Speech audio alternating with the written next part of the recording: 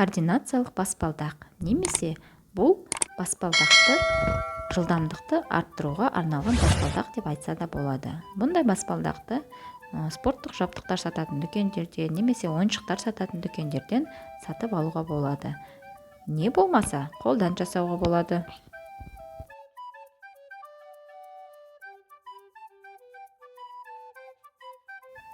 Бұл координациялық баспалдақты кез келген жастағы балаларға ойнатуға болады. Әсіресе енді тай-тай басып жүріп келе жатқан балаға жүру дағдыларын дамыту үшін, қалыптастыру үшін осы баспалдақ ойындарын ойнатса болады. Осылайша кішкентай бөбегіңіздің денсаулығына инвестиция саласыз. Ал алғашқы жаттығуларымыздың бірі ол қарапайым жүріс. Бұл жерде балалардың денесінің, яғни арқасының тік болуларын қадағалау керек. Балалар кәдімгі жүріспен жүре отырып, қолдарын белге қойып, және де арқаларын тік ұстау керек.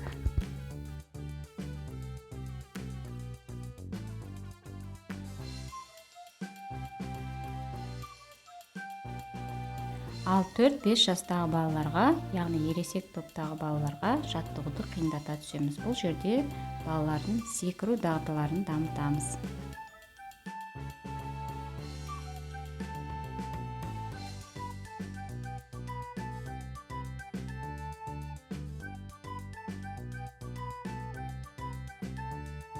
Бұл координациялық жаттығулардың оңай болып көрінгенімен баланың дамуына қосатын үлесі өте зор. Балалардың үлкен моторикалардың дамуына, өзін басқаруына көптеген әсерін тигізеді.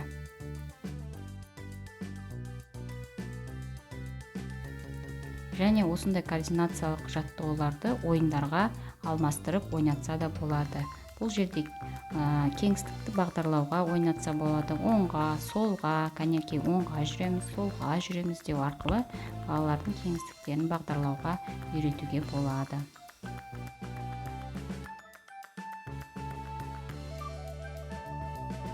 Мінекей құрметті ата-ана, спорттық жаттығуларға арналған ойынды сіз де өз балаңызға қолдан жасап бере аласыз. Керекті құрал өте қарапайым және кез келген үйден табуға болады. Жіп пен таяқша болса, осындай ойынды жасап беріңіз балаңызға.